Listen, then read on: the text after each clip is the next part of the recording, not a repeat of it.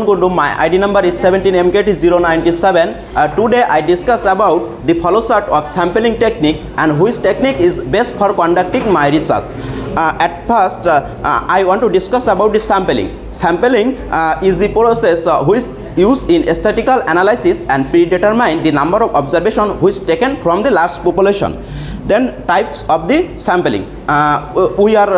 Everybody know types of sampling. There are two major types of sampling: probability sampling and the non-probability sampling.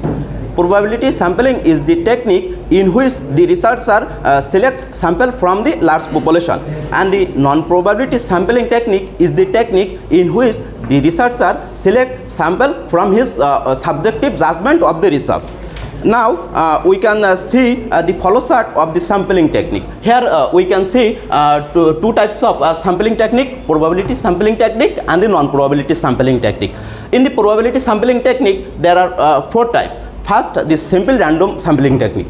Simple random sampling technique refers to the researcher collect data from a large population, and where the each of the population has a chance to be selected. Then the stratified sampling. Stratified sampling. In the stratified sampling method, the researcher divide the population into the subpopulation. Then the cluster sampling method. In the cluster sampling method, the researcher divided the population basic on the characteristic of the some cluster of the sample. Then the systematic sampling. In the systematic sampling, the researcher divided the population based on the their subgroup, and from this subgroup they are selected their sample. Then the non-probability sampling technique.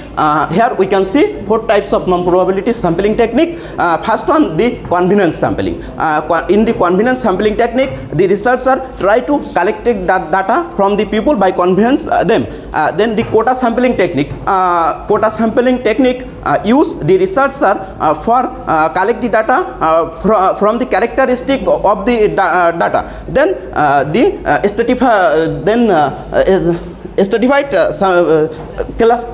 stratified sampling. In the Snowball sampling. Snowball sampling. In the snowball sampling is referred to collecting where the data are not available. So the researcher conduct these types of person or location people where the data are more available. Then the judgmental sampling. In the judgmental sampling, the researcher collect data based on his own judgment. Then we are discuss about the which technique is best for conducting my research. I think the simple random sampling method is best for conducting my research.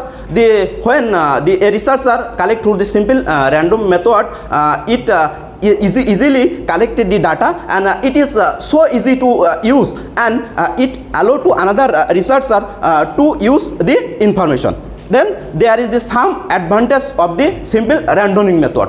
Lack of the bias. When the researcher use the simple random method, it minimize the all types of bias. Then the simplicity.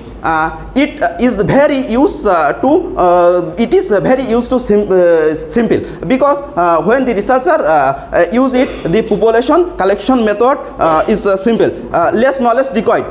There is no required to specific knowledge. There is the some disadvantage also. The two disadvantages are time consuming and the cost. This is all about me. Thank you, sir.